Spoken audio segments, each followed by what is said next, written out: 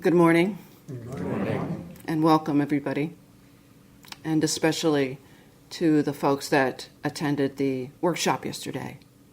Welcome. Today, I'd like to talk about this spiritual journey that we're all on, and how we can find our way along this path, and in life in general. Of course, there are no maps. There are no precise instructions that can be given. However, there are some suggestions, some guidance.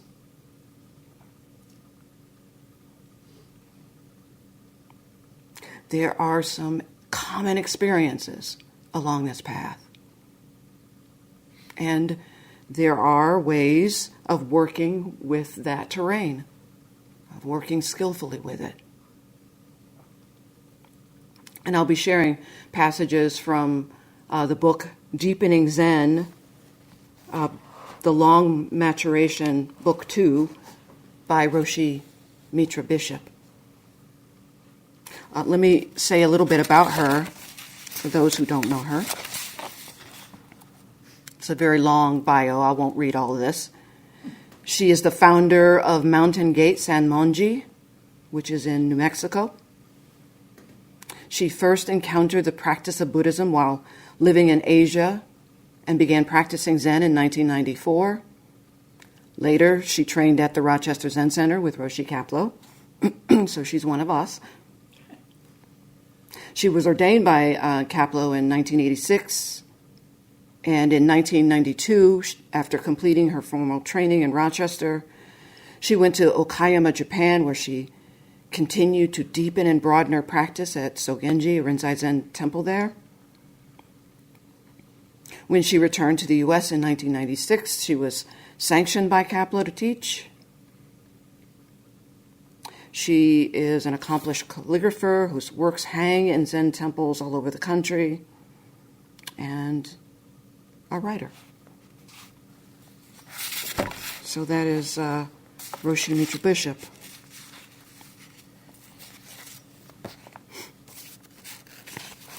And when she is referring to the long maturation,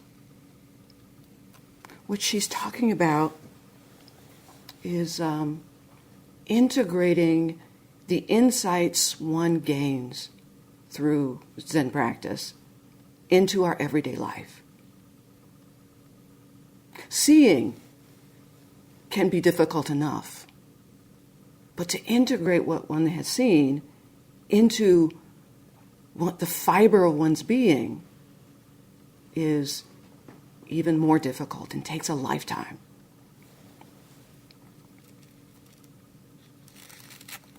All right, so we'll start with a story. This is actually a children's story from the book Fables by Arnold Lobel. It's called The Mouse at the Seashore. It's not a Buddhist story, but maybe it should be.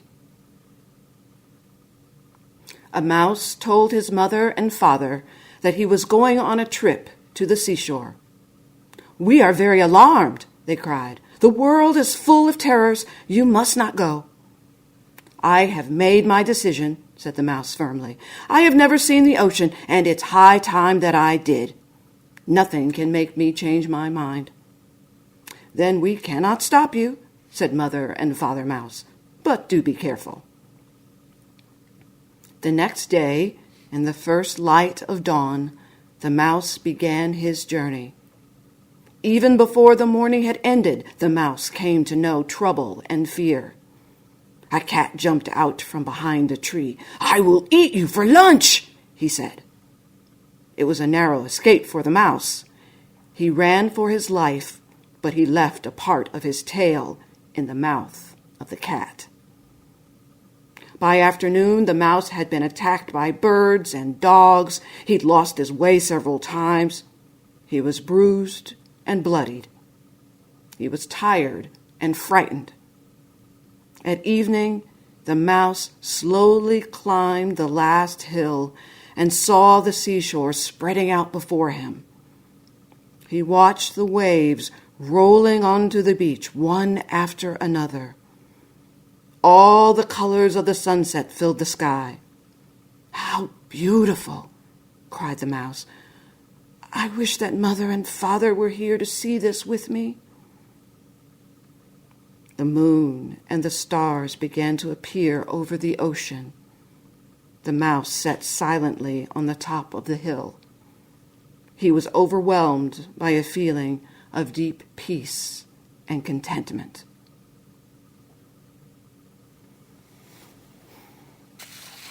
And that's the end of the story.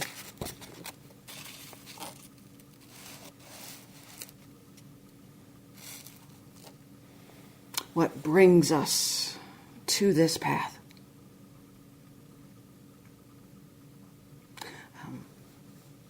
Senior students at the center may be invited to give a Coming to the Path talk. Most of you have heard at least one of those. And in it, they share a little bit about themselves, what brought them to Zen, what brought them to the center. And those are on our website, by the way, just in case you're wondering. You might find the Coming to the Path talk of someone you know.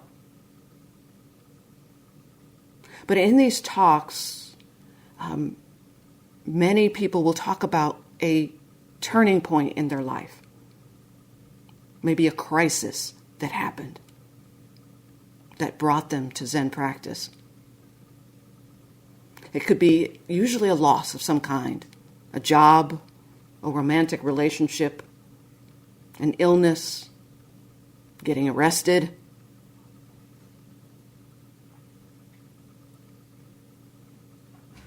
Others describe what Mitra Roshi just calls an inner ache. That was certainly the case for me.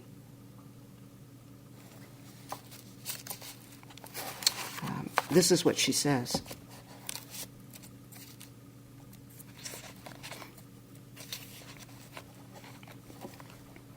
Most of us reading this have a relatively comfortable lifestyle compared, and yet we still hunger for some level of freedom. We have a lot of exterior freedom.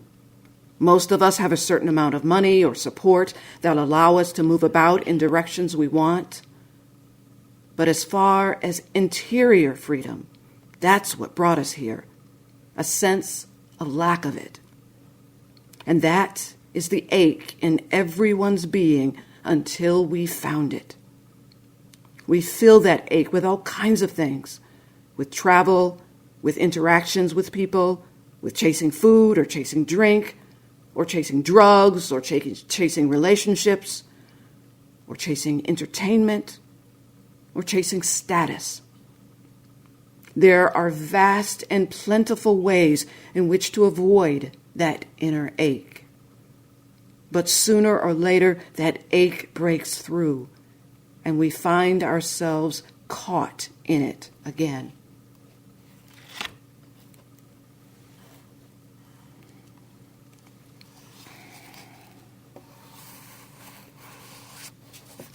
And those of us who are on this path may have chosen, or probably did, chose meditation, zazen, as a way to relieve that ache.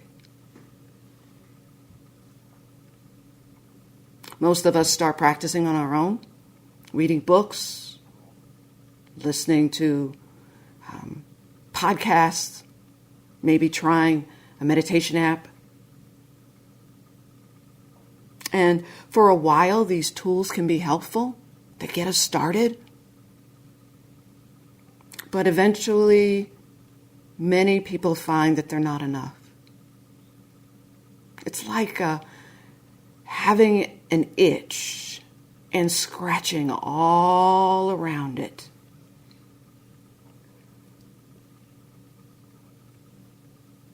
And that's when people find themselves at a workshop.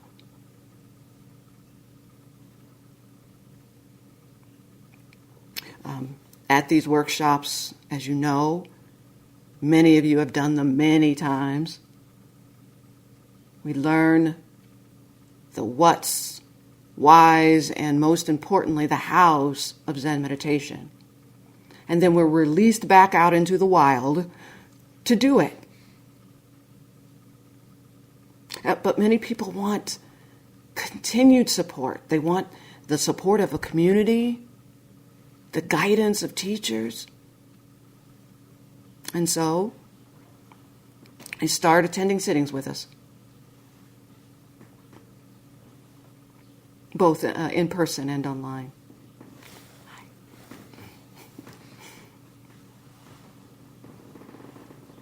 With that support, folks find that they're able to sit for longer periods of time, more regularly,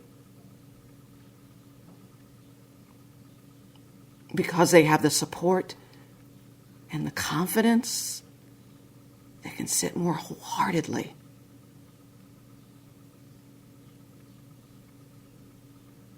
And with that, something shifts. Something in us opens up, releases. We feel a greater lightness. And it can be pretty exciting. We finally found what we're looking for.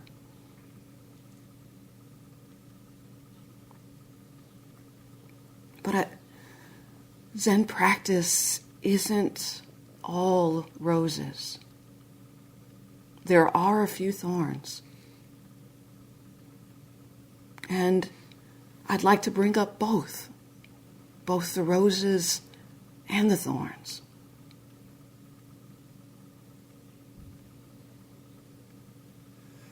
Many of you have heard this analogy before about Zen practice being like a snow globe. That we come to practice with the snow all swirling. Our monkey mind filled with thoughts, emotions, reactions, swirling. No rest at all.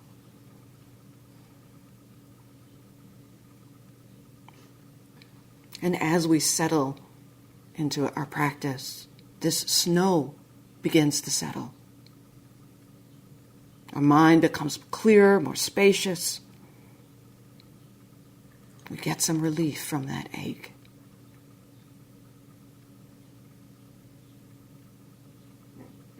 As the snow continues to settle,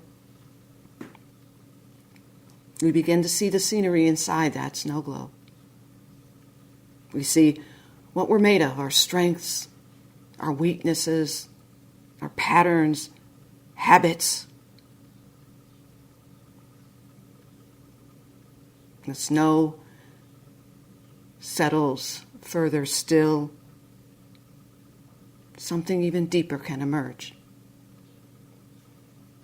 Layers of conditioning rise to the surface. Some old thoughts and emotions that we hadn't seen in years. Long-lost memories can bubble up to the surface. Old wounds, confusion, fear, grief. And it can be unsettling. Now, we feel bad in our practice after having felt so good. And people will think that they've made a mistake, that they're doing something wrong.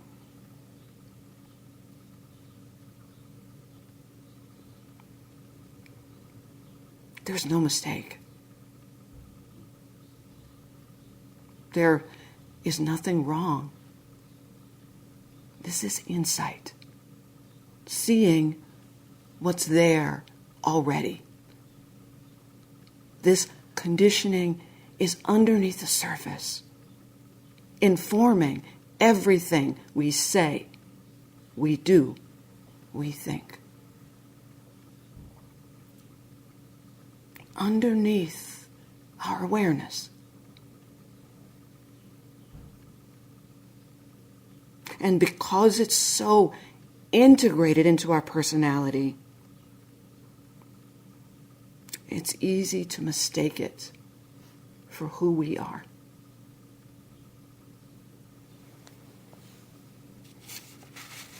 And we do.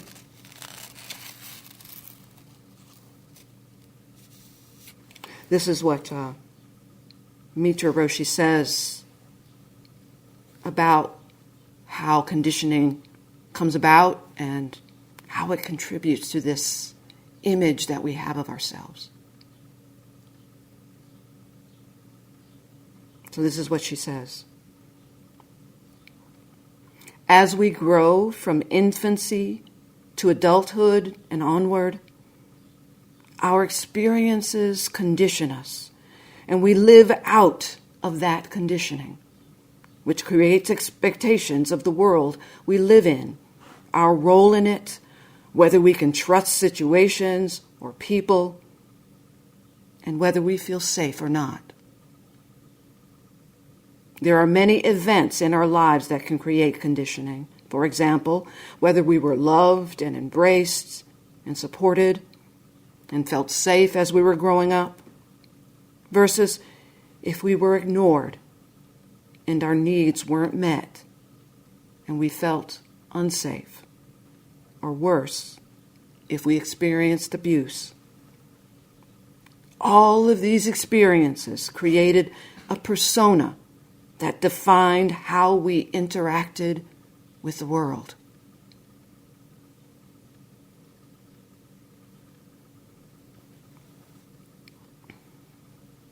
Here's another story. A man found an eagle's egg and put it in the nest of a backyard hen. The eaglet hatched with the brood of chicks and grew up with them.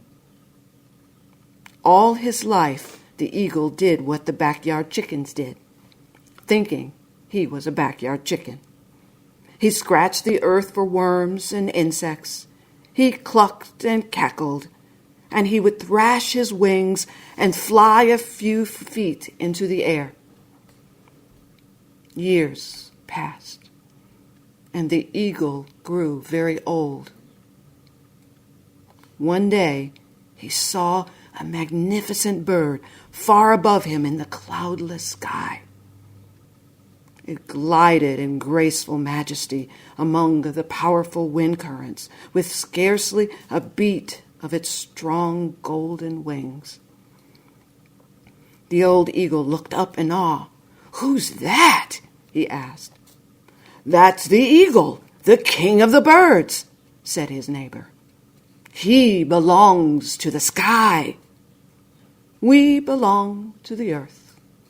We're chickens." So the eagle lived and died a chicken, for that's what he thought he was.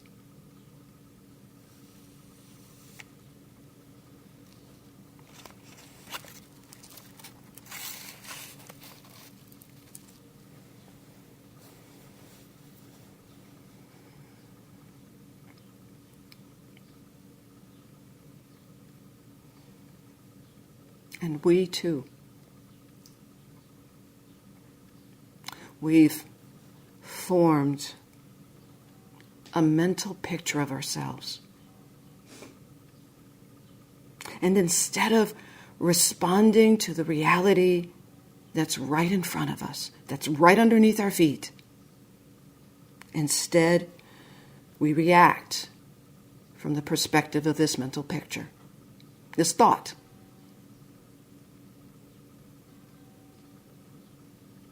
The writer Anais Nin said, "We don't see things as they are. We see them as we are."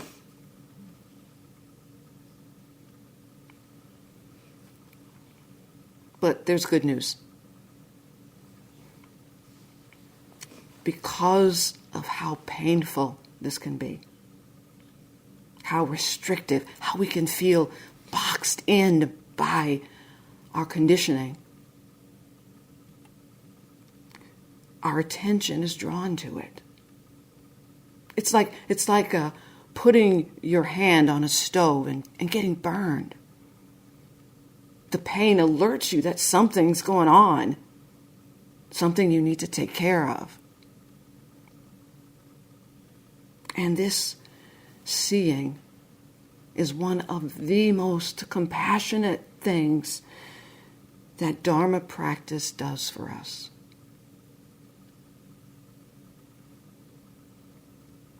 However, some people will misunderstand what's going on and leave, stop practicing in search of something that makes them feel good.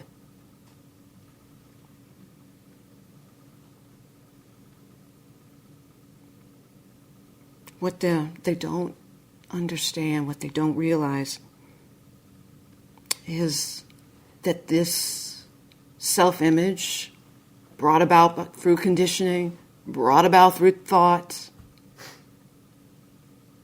there's something we can do about that. We're not stuck with that.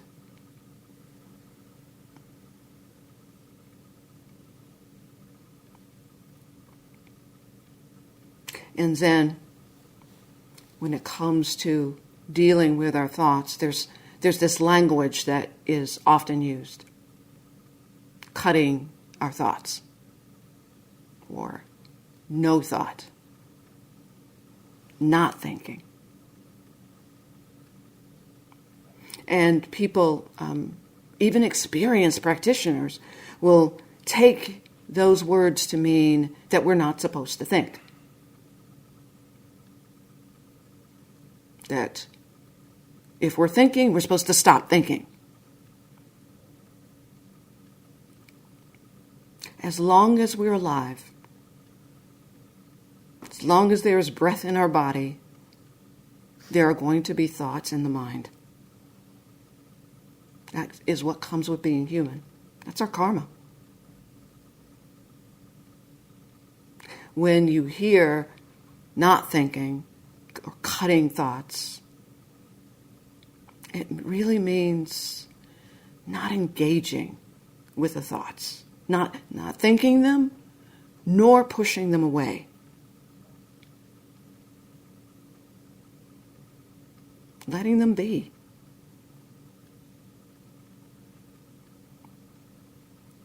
In the Heart Sutra, we chanted the Prajnaparamita just before Teisho. And there's this line, our thought now being no thought, our dancing and songs are the voice of the Dharma. So no thought doesn't mean that our minds are blank, that we have stopped all of our thoughts. It means we're so completely present with what is in this moment that our thoughts don't pull us away. We're absorbed.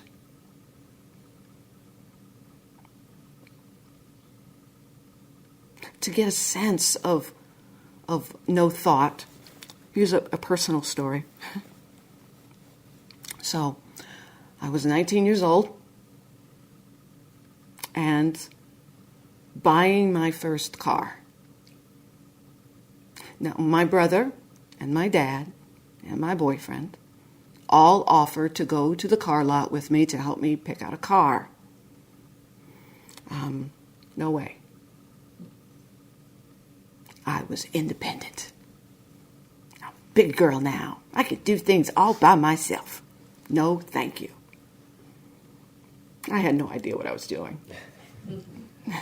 I went to the car lot, and I saw this cute little Toyota Corolla. I went over, kicked the tires, because that's what you do, right? And I had them open up the hood. Everything seemed okay to me. I took it for a test drive. I didn't hear anything that sounded wrong. It smelled nice. It was clean inside. So I signed the papers and I bought that car. 2 weeks later, I was broken down on the side of the road. And that was one of many breakdowns to come. In the year or so that I owned that car, I think it spent more time on the side of the road or in a parking lot somewhere while I saved up money to get it fixed than I spent driving it. So I had a car. You could see it there on the side of the road. And I had the car payments to prove I had a car. But because it didn't function as a car, and I no longer trusted it to function as a car, it was as if I had no car at all. So, my cute little Toyota Corolla was a car that was a no car. It's the same when we're not attending to our random, irrelevant thoughts. They're there, but they're not there.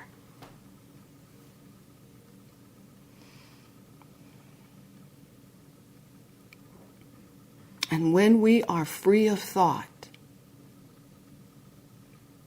then our dancing and songs, no matter what we do, the voice of the Dharma. Doesn't mean that that the thoughts aren't there. We're not pulled around by them. We're not enslaved to them. They don't tell us what to do.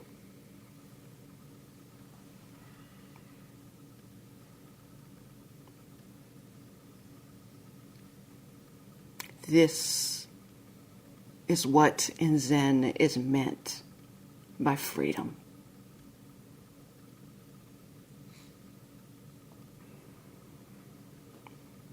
It's not so much the freedom to do what we want to do, but it's freedom from being hooked, from being dragged around by our thoughts.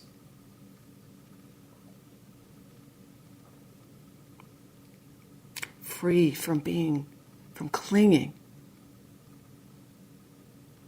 to notions about ourselves, notions about each other.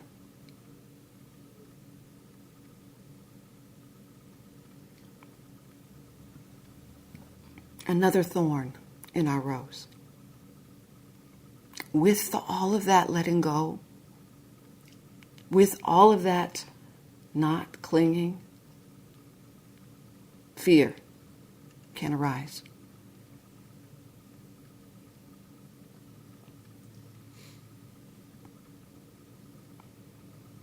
There are some who have described the fear of falling into the void.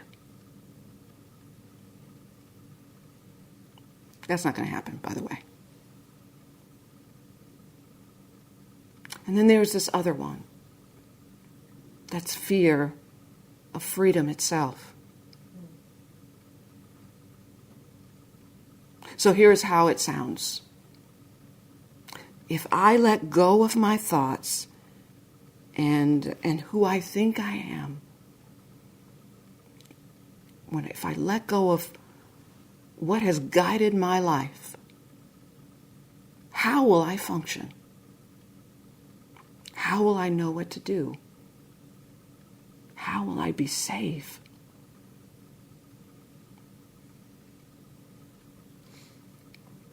I think it's a kind of like being okay with swimming in a swimming pool or swimming in the pond at Chapin Mill, but being afraid to swim in the ocean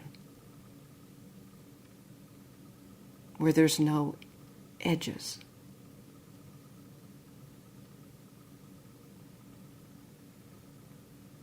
Just vastness. Nothing to hold on to for security.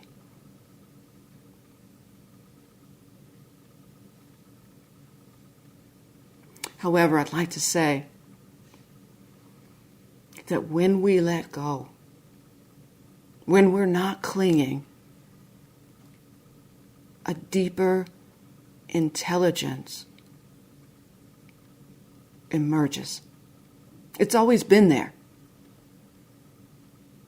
It's just we've been swimming in thoughts, clouding our vision.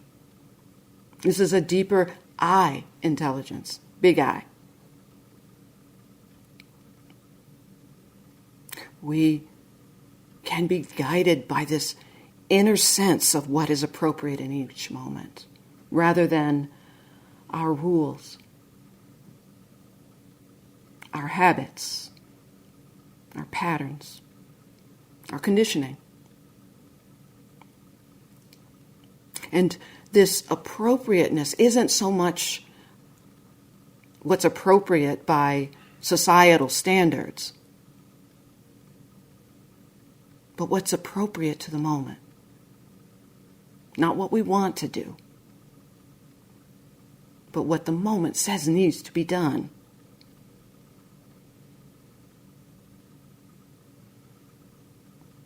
What I'm talking about here is not like woo-woo or mystical.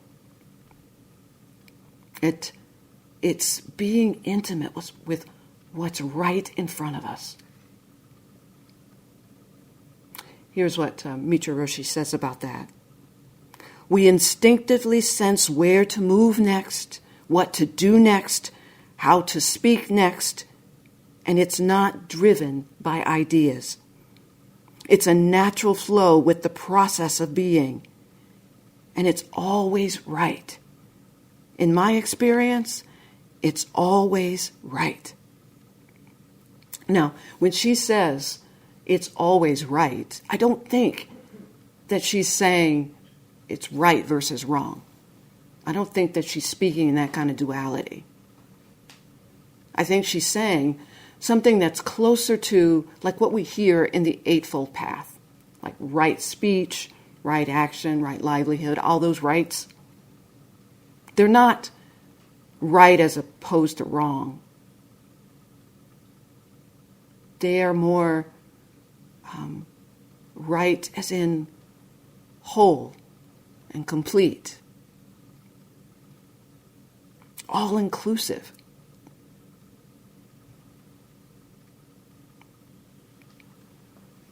In our workshops and in other settings, we talk about some of the benefits of Zen practice.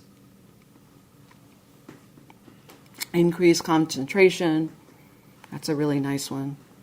Increased focus. Decreased stress. Stress often comes from a mind that's divided.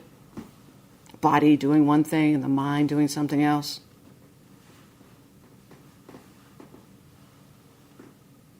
Greater equanimity being another benefit.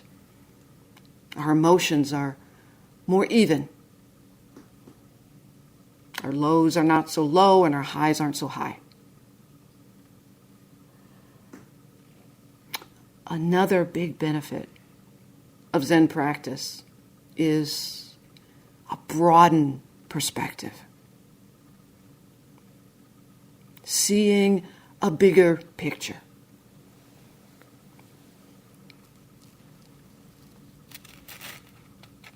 This picture comes about through intuition. This practice cultivates intuition. This knowing without having to think. Now, thinking is a wonderful tool. The intellect is useful. But like a hammer, we don't need to use our intellect for everything. So when Michu Roshi says, we instinctively sense where to move next, what to do next, how to speak next, and it's not driven by ideas. This is what she's talking about. Intuition.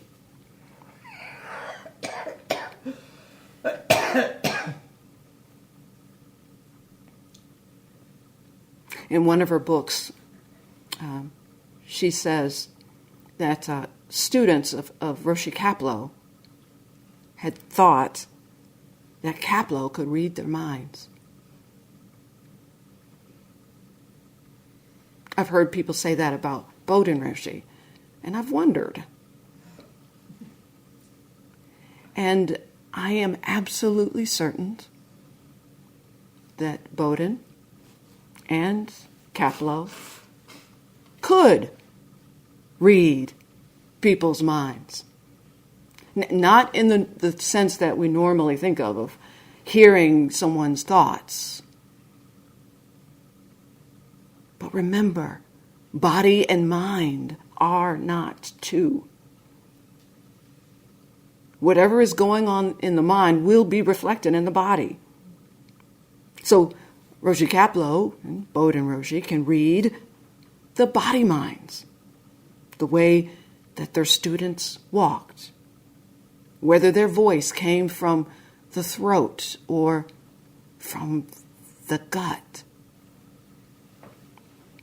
the steadiness of their gaze, whether their shoulders were up around their ears like earmuffs or relaxed, whether there was tension in the face or not.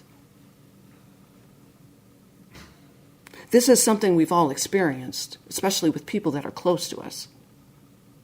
At a glance, we can see when they walk through the door what their day was like, without them saying a word. When we are fully present, we pick up these subtle cues. We perceive not with just our eyes, but with our whole bodies.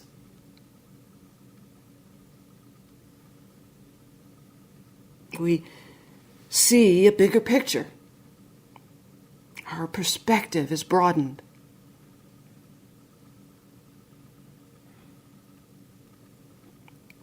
In one of the koans, in the Mumon Kan, in the commentary, there is this line. If you listen with your ear, it's hard to hear truly. If you hear with your eye, then you are intimate at last.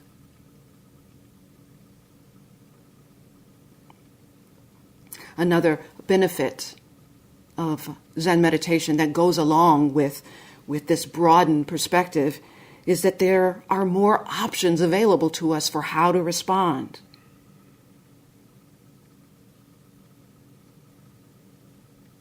We've gotten out of the way. What we want, what we feel, what our opinions are, what our baggage is no longer applicable.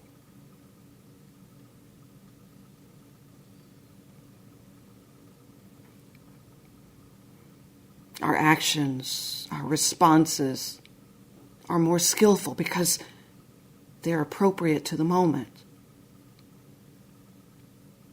And it comes without hesitation, without wobbling, with this sureness.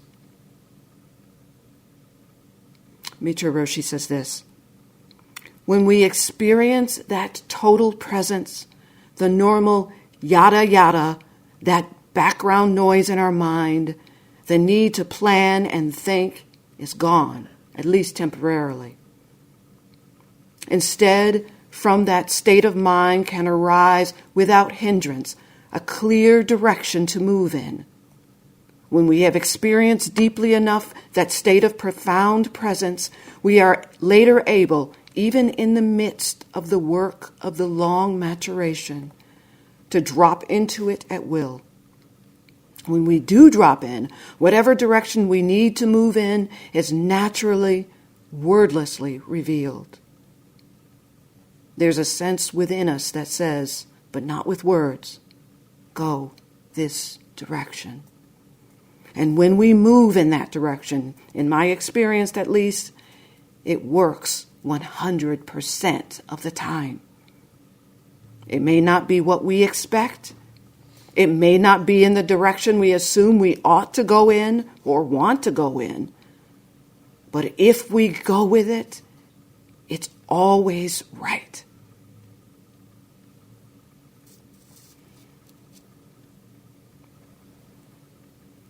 There is this ancient traditional skill called wayfinding. It was used for thousands of years before the invention of navigational instruments. Wayfinding uses whatever is at hand,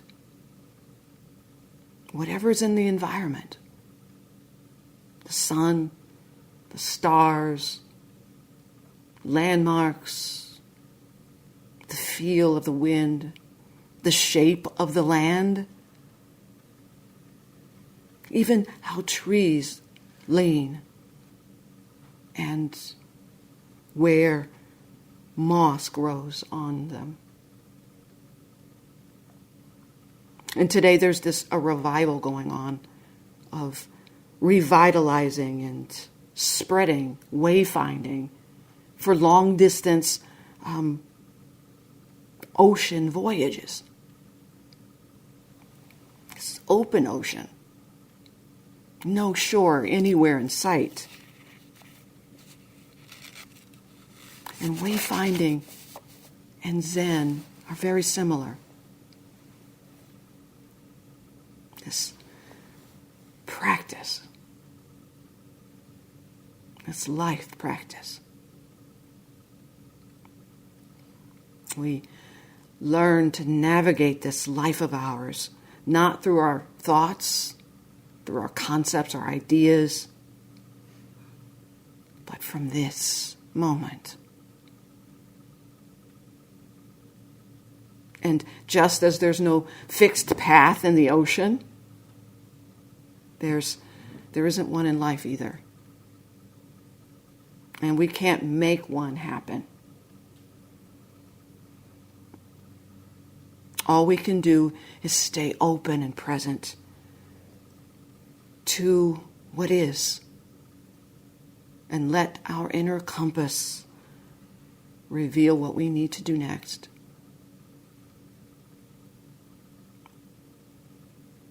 Our inner compass is the one navigational tool that we can depend on.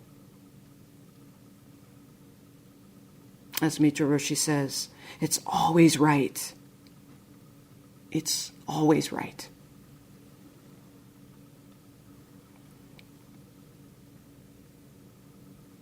Some final words from Zen Master Dogen.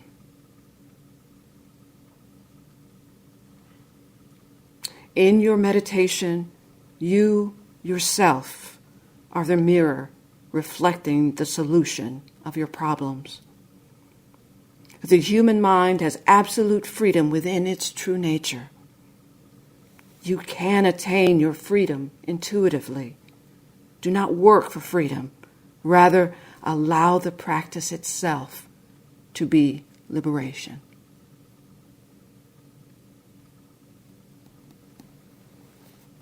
All right. Our time is up. We'll stop now and recite the 4 vows.